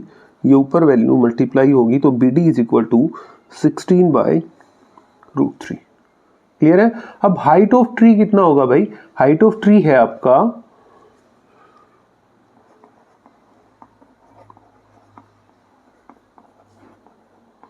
Is equal to AC, that is equal to क्या हो जाएगा, AB प्लस BC, और हम कह सकते हैं कि BC प्लस BD, क्योंकि AB और BD हमारा बराबर है। दैट मीन्स BC की वैल्यू है आपके पास 8/√3 प्लस 16/√3, नीचे सेम है तो ये हो गया 24/√3। On rationalisation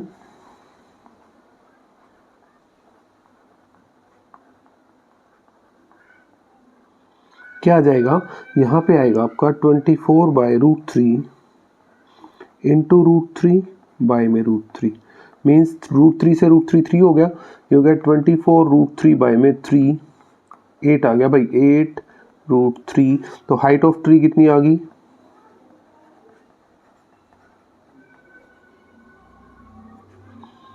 8√3 metre.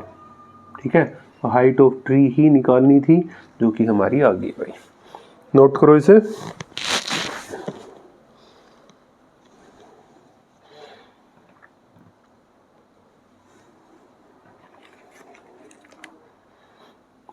नेक्स्ट हम देखो, from the top of a 7 metre building, angle of elevation of top of tower is 60 and angle of depression is 45 degree, find the height of tower। Tower की height निकाल के दिखानी है।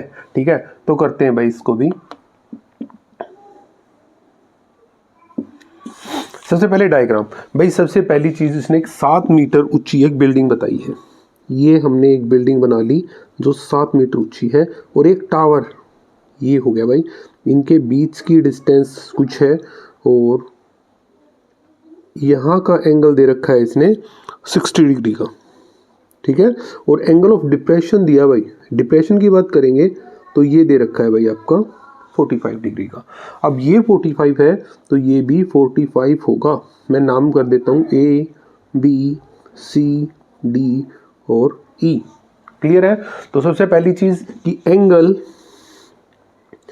BEC is equal to angle ECD,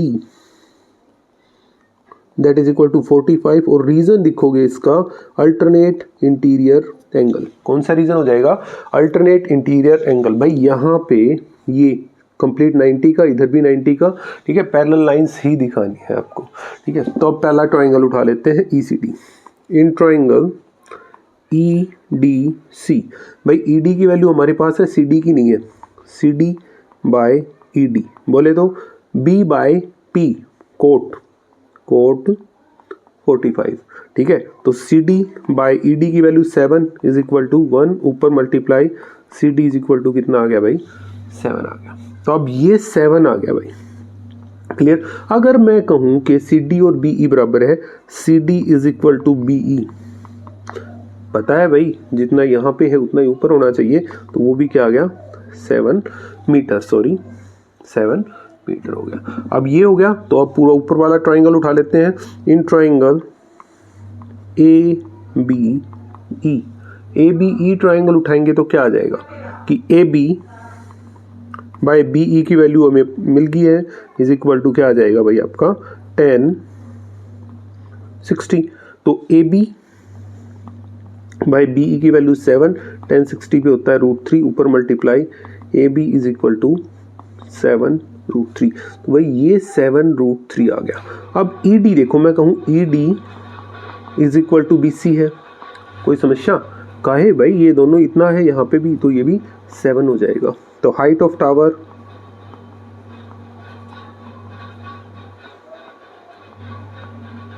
is equal to AC, that is equal to AB plus BC, बोले तो 7√3 plus 7 metre, या 7 into √3 plus 1 metre, दोनों में से कोई भी चलेगा।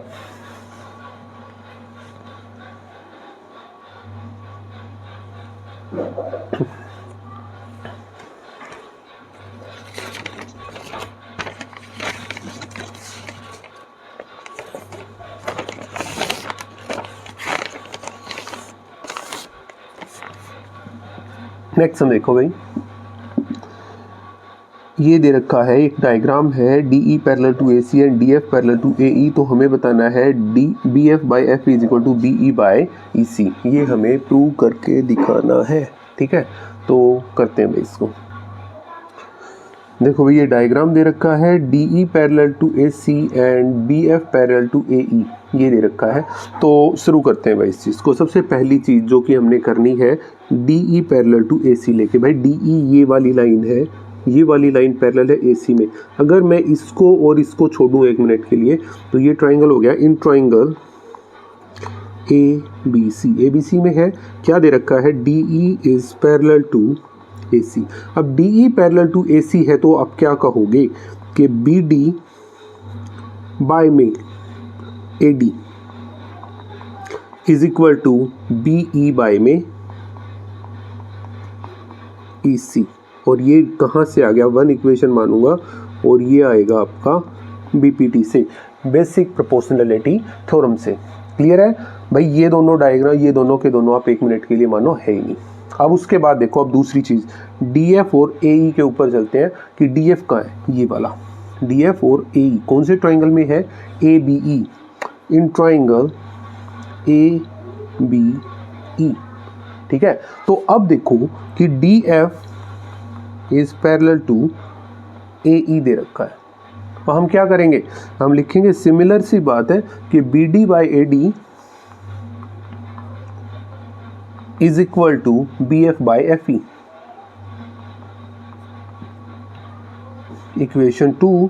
और ये भी कहाँ से आ गई भाई, बीपीटी। एक ट्राइंगल के अंदर दो साइड्स अगर इस तरीके से पैरेलल हो, जैसे ये वाली और ये वाली पैरेलल है, तो बाकी की जो 2 साइड्स रहेगी वो इक्वल रेशियो में डिवाइड हो जाएंगी, ठीक है, फ्रॉम 1 and 2। अब यहाँ पे देखो भाई, B D by A D B E by E C के बराबर, B D by A D इसके बराबर, मतलब B D by A D दोनों के पास है, और दोनों के पास है तो हम क्या लिखेंगे, B E by E C is equal to B F by F E. यही चीज़ तो प्रूव करवा के दिखानी थी, हैंस प्रूव्ड।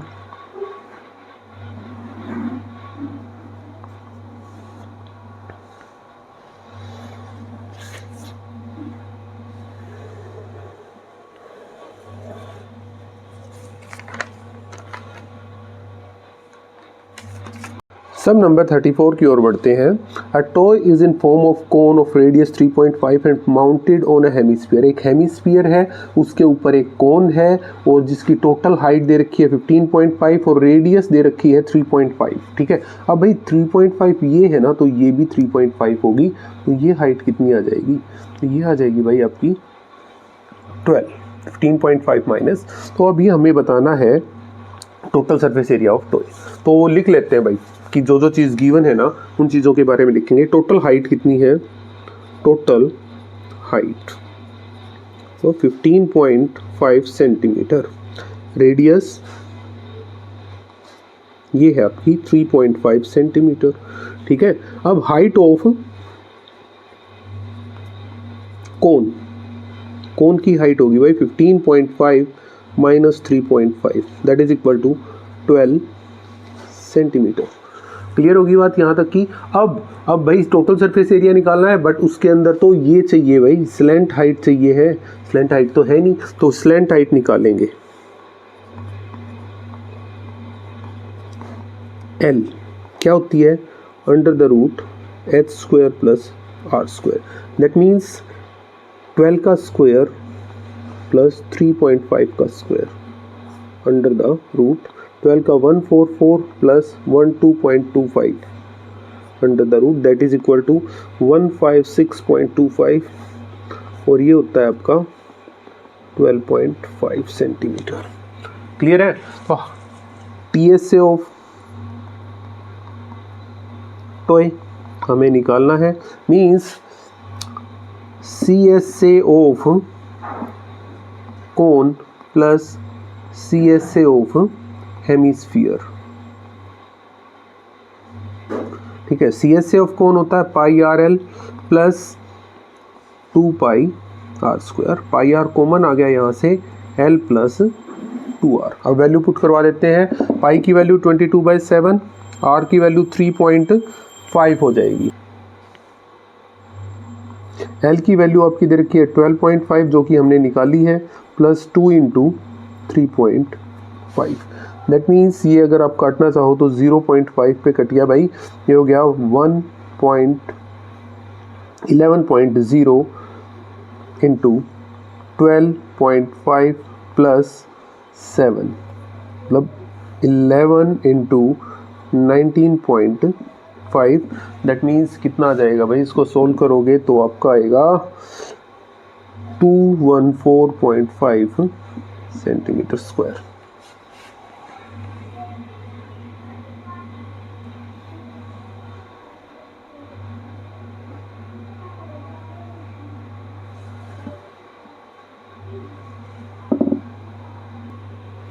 इसी के और में देखते हैं, a vessel is the form of hemispherical bowl surmounted by a hollow cylinder. एक वेसल है, हेमिस्फीयर है, और उसके ऊपर में ऐसा ही एक इतने ही डायमीटर का हमारा क्या दे रखा है, एक सिलेंडर दे रखा है। तो अब हमें बताना है total surface area of the vessel. अब देखो इसने कहा डायमीटर 14 है भाई, ये 14 है तो रेडियस कितनी आ जाएगी 7, ये भी रेडियस 7 और 7 ही नीचे रह जाएगा। ठीक है, टोटल हाइट दे रखी है इसने इसकी 13, तो सिलेंड्रिकल पार्ट की हाइट कितनी हो जाएगी भाई 6 हो जाएगी। क्लियर हो गया। तो अभी इसी चीज़ को हम सोल्व कर लेते हैं। देखो सबसे पहली चीज़ जो गिवन है वो हम लिखते हैं total height of vessel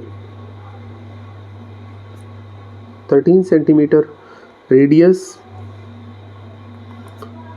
7 centimetre by diameter दे रखा है, रेडियस उसकी हाफ हो जाएगी। ठीक है, आगे देखते हैं अभी। नेक्स्ट, हाइट ऑफ सिलेंडर या cylindrical part, that is equal to 13 minus 7, 6 centimetre आ गई।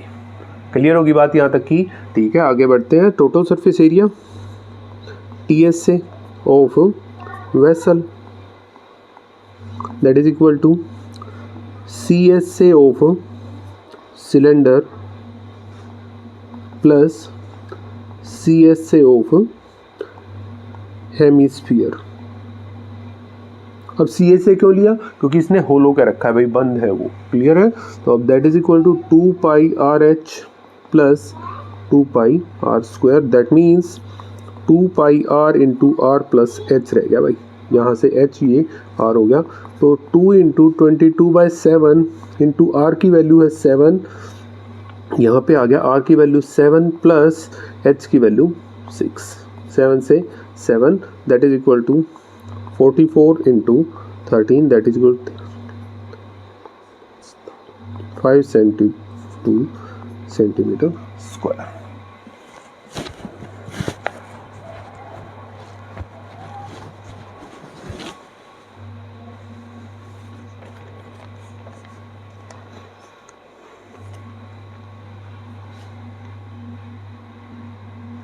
सब नंबर 35 देखो, The length of 40 leaves of a plant are measured correct in the nearest millimeter and data obtained। अब ये डाटा दे रखा है, हमें इसका मीडियन निकाल के दिखाना है। तो भाई इसको नोट करते हैं एक बार, क्या क्या डाटा दे रखा है। भाई सबसे पहली चीज़ लेंथ है, लेंथ दे रखी है और नंबर ऑफ लीव्स दे दिया, नंबर ऑफ लीव्स। ठीक है, लेंथ है 117.5 से 126.5 और ऐसे 3 है 126.5 से 135.5, ऐसे 5 है 135.5 से 144.5, ऐसे 9 है 144.5 से 153.5, 12 153.5 से 162.5, 5 162.5 से 171.5, 4 और 171.5 से 180.5, 2 है। मीडियन निकालना है भाई। मीडियन निकालने के लिए हमें पता होना चाहिए फार्मूला। मीडियन का फार्मूला होता है L plus n/2 minus C F upon में f इंटू एच। क्लियर है ना। तो जो जो चीज़ें हैं वो देख लेते हैं भाई। यहाँ पे पहले निकालते हैं cumulative frequency. First as it is 3 + 5 8, 8 + 9 17, 17 + 12 29, 29 + 5 34, 34 + 4 38, 38 + 2 40। ये कितना आ गया भाई, ये भी आपका 40। n इज इक्वल टू कितना हो गया, 40 हो जाएगा। तो अब वैल्यूज़ निकाल लेते हैं भाई सभी। तो n इज इक्वल टू कितना है, 40। n/2 कितना आ गया भाई, 40/2 सोल्व किया तो आ गया 20। ठीक है, अब यहाँ से निकालेंगे हम सी एफ 20। इस लाइन में 20 के नज़दीक बट छोटा, तो क्या है आपका 17। ठीक है, अब f निकालेंगे। f कितना, इसके नीचे आएंगे और इस तरफ, ये आपका f हो गया। l क्या होगा, इसी में लोअर लिमिट 144.5। क्लियर है। तो ये वैल्यू अप्लाई करवा लेते हैं। मीडियन क्या हो जाएगी, L की वैल्यू 144.5 सॉरी 144.5 प्लस n/2 बोले तो 40/2 मतलब 20 माइनस CF 17 बाय में f की वैल्यू कितनी है भाई 12। एक रह गया भाई यहाँ पे, अभी हमने h नहीं निकाला। h की वैल्यू कितनी है, h है इनके बीच का गैप, h हो गया आपका 9। ठीक है, दैट मीन्स 144.5 प्लस ये हो गया 3/12 इंटू 9, 3 4 जा, तो 144.5 प्लस 9/4, दैट मीन्स 144.5 प्लस ये हो गया 2.25। कितना आ जाएगा भाई, इसको सोल्व करोगे तो आएगा 146.75। ठीक है, तो मीडियन कितनी आ गई भाई, इसकी मीडियन हाइट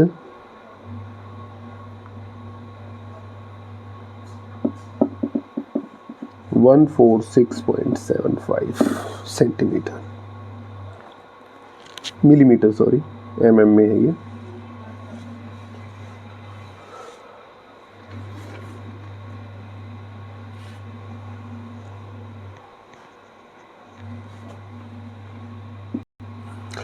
नेक्स्ट हम देखो, an award function f is multinational company MNC is a rectangular shaped meeting in the PQRS 200 flower vases placed along the two sides of the room at the distance of 1 meter from each other. The employees which are nominated to the position of best employees of the year are seated on point A B C D।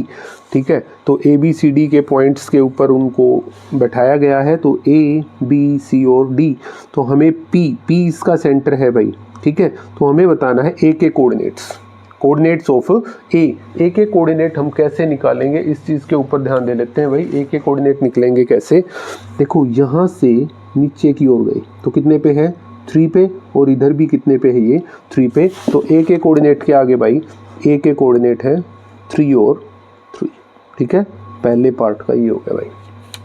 Clear, दूसरे के ऊपर बढ़ते हैं भाई। ए और सी को मिलाने वाले जो है, find the mid point of line segment joining A and C. A C को मिलाने वाले, तो भाई पहले सी का निकाल लेते हैं। अगर यहाँ पे बात करेंगे तो इधर आया 1 2 3 4 5 6 7 8 के ऊपर आ रहा है भाई 8, और ये हो गया 1 2 3 4 5 6 7 8 7। सी के कोऑर्डिनेट है 8 7, मतलब बी पार्ट के ऊपर करेंगे second part, that is equal to, ये आपका ए है, ये सी है, ये 3 3 है, और ये है 8 7। क्लियर है, इसका mid point of AC, mid point of AC, that means 3 + 8/2 और 3 + 7/2।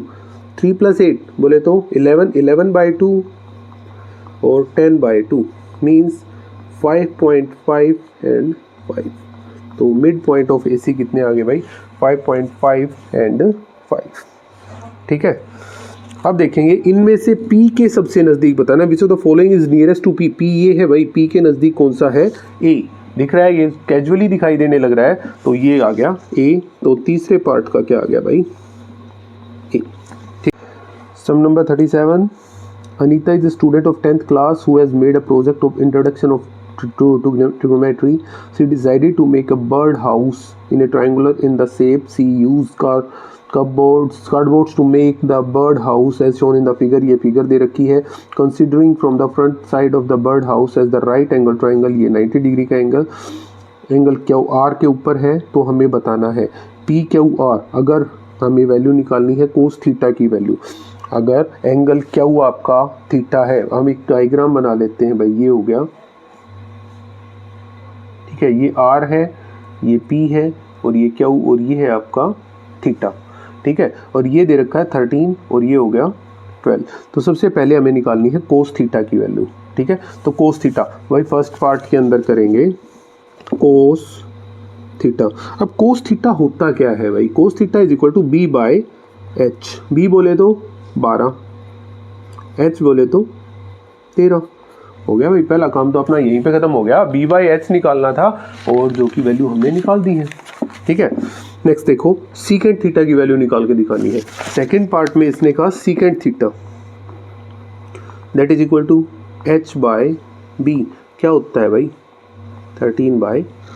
उल्टा हो गया उसी चीज़ का, कोस का उल्टा होता है, पता हुआ ना आपको, तो कोस का उल्टा हमने यहाँ से कर दिया। ठीक है, नेक्स्ट देखते हैं भाई tan theta plus 1 plus tan square theta, ये निकालना है भाई। तो इसके लिए हमें वैल्यू चाहिएगी भाई टेन थीटा। टेन थीटा होता क्या है हमें पता है, टेन थीटा होता है, मैं यहाँ पे लिख रहा हूँ, tan theta is equal to P by B होता है। पी बोले तो P R by Q R होना चाहिए, तो पी आर की वैल्यू तो है नहीं, तो in triangle P Q R by Pythagoras theorem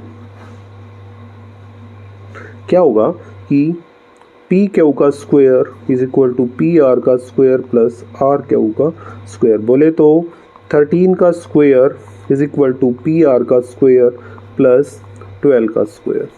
कितना आ गया, पी आर का square is equal to 169 minus 144, मतलब P R square is equal to 25। That means P R is equal to कितना आ गया भाई 5 आ गया। तो पी आर की वैल्यू आ गई अपने पास। तो अभी हमें निकालनी है tan theta by 1 plus tan square theta third part में। ठीक है, तो टेन थीटा बोले तो पी बाय बी, पी कितना है 5, बाय बी कितना है 12, बाय में 1 प्लस 5/12 का स्क्वायर, ये हो गया 5/12, बाय में 1 प्लस 25/144। दैट मीन्स 5/12 बाय में 144 प्लस 25/144 कितना आ जाएगा भाई, इसको सोल्व करोगे तो आ गया 5/12 इंटू 144/169। ठीक है, ये कट गया 12 पे, तो आ गया 60/169।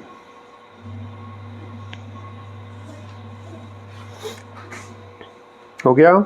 ठीक है, आगे देखते हैं दूसरा। इसने कहा coat square theta minus cosecant square theta, इसकी वैल्यू भी निकाल के दिखानी है भाई। 4 coat square theta minus cosecant square theta, भाई इसके ऊपर ज़्यादा जाने की आवश्यकता नहीं है। Coat square theta minus cosecant square theta हमें फार्मूले से ही पता है 1 होता है, तो हम वैल्यू रख देंगे यहाँ पे, डायरेक्ट 1 ही आ जाएगी।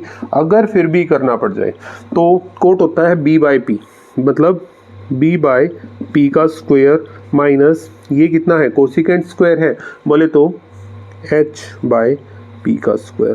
दैट मीन्स 12/5 का होल स्क्वायर माइनस एच कितना है, सॉरी माइनस का बनाएगा, माइनस एच की वैल्यू कितनी है भाई 13/5 का होल स्क्वायर, 144 बाय में 25 minus 169/25 that is equal to minus का 25/25 कट करोगे माइनस का 1। हमें इस फार्मूले के बारे में पता होना चाहिए, cosecant square minus cot square होता है। यहाँ पे क्या दे रखा है, cosecant coat square minus cosecant square, तो वैल्यू कितनी आ गई भाई, माइनस का 1 आ गया।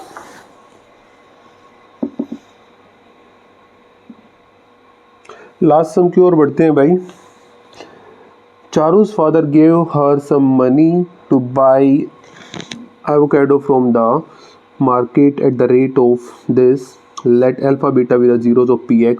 तो हमें बताना है, अभी इक्वेशन दे रखी है, px दे रखी है हमें x square minus 24x plus 128। अब इसको सोल्व करेंगे भाई, x square minus 24x plus 128। तो सोल्व कर लेते हैं। इसके अल्फा बीटा इसके जीरोस दे रखे हैं और अल्फा इज लेस देन है भाई बीटा, ठीक है। तो पहले सोल्व कर लेते हैं इसको। मल्टीप्लिकेशन 128, जोड़ करने पर कितना आना चाहिए 24। तो ऐसे फैक्टर्स कौन कौन से हो सकते हैं, 16 and 8, X square minus 16x minus 8x plus 128 is equal to 0। तो x माइनस 16 और x minus 8 is equal to 0। So x minus 16 is equal to 0 और x minus 8 is equal to 0, दोनों में से कोई एक होगा। तो x की वैल्यू हमारे पास 16 आ गई और x की वैल्यू या तो हमारे पास 8 आ गई। तो alpha is, since alpha is less than beta, so अब क्या आ गया, अल्फा इज इक्वल टू 8 आ गया और बीटा इज इक्वल टू 16 हो गया। क्लियर है। तो अल्फा और बीटा की वैल्यू हमने यहाँ से निकाल दी है। जो पहला पार्ट था वो हमारा यहाँ से कंप्लीट हो गया भाई। अब आगे बढ़ते हैं सेकंड पार्ट की ओर। Find the value of alpha plus beta plus alpha beta.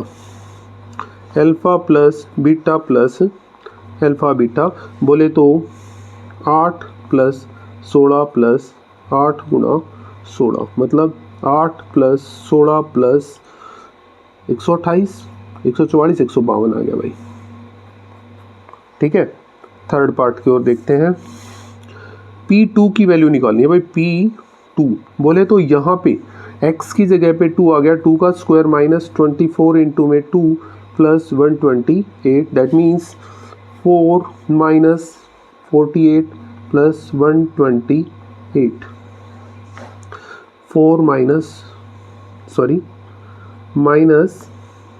48 plus 132 कितना आ जाएगा भाई, इसको सोल्व करोगे तो 84, ठीक है। लास्ट पार्ट इसने जो कहा उसके ऊपर और चलते हैं भाई। इसने कहा x square minus x plus 2, ये दे रखा है x square minus x plus 2, alpha beta zeros हैं तो 1 by alpha plus 1 by beta find out करना है। इसको नोट करो भाई एक बार।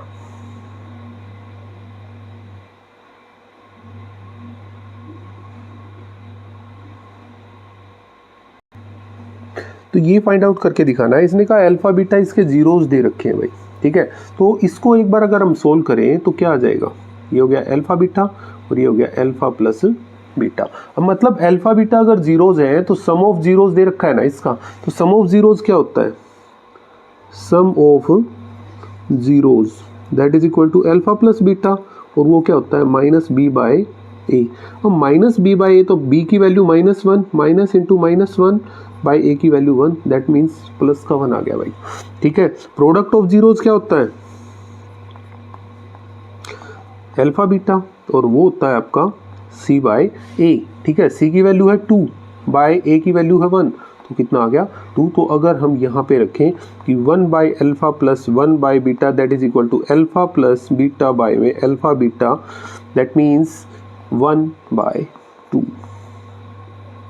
ठीक है। तो यहाँ पे हमारा सम खत्म हो गया भाई, और इसी के साथ क्वेश्चन पेपर भी खत्म हो गया भाई, ठीक है। आई होप समझ में आ गया होगा सबको, और समझ में आ गया तो भाई प्लीज़ चैनल को सब्सक्राइब करो, शेयर भी कर दो भाई अपने स्टेटस पे, वीडियो को लाइक शेयर ज़रूर करो। Thank you.